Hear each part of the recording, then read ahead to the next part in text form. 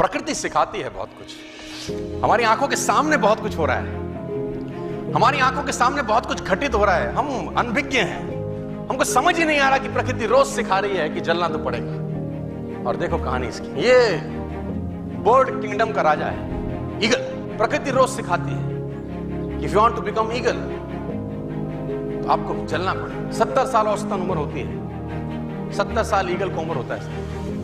लेकिन इसकी कहानी का ट्विस्ट क्या है, और वो ये है कि 40 साल जब ये हो जाता है तो इसकी जो चोंच है ये बेंड हो जाती है, आगे से सॉफ्ट हो जाती है, शिकार नहीं कर पाता।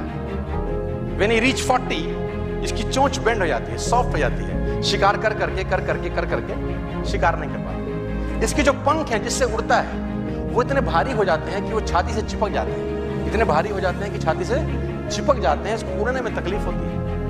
इसके जो पैर हैं जिससे झपटा मारता है वो नाखून टेढ़े हो जाते हैं, कर करके 40 साल। अब इसके पास चॉइस है कि 40 साल के बाद मर जाए, क्योंकि उड़ सकता नहीं है, शिकार कर नहीं सकता, पंख भारी हो गए, उड़ना दिक्कत, शिकार पकड़ नहीं सकता क्योंकि पैर के नाखून खराब हो गए, और पकड़ भी ले चोंच से उसको मार नहीं सकता।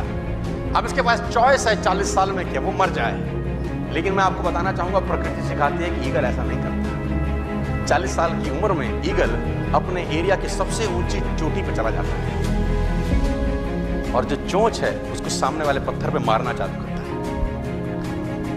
जब चोंच पत्थर पे मारी जाती है तो पीड़ा होती है और वो पीड़ा सहता है, मार मार के पत्थर पे मार के खून निकलता है, लहूलुहान हो जाता है, दर्द से मर रहा होता है, लेकिन मारता रहता है और चोंच को तोड़ देता है।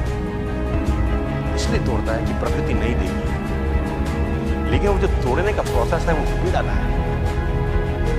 सेम कहानी है, जो पैर के नाखून रहते हैं उसको रगड़ता है शिला के ऊपर, रगड़ के तोड़ देता है उसको,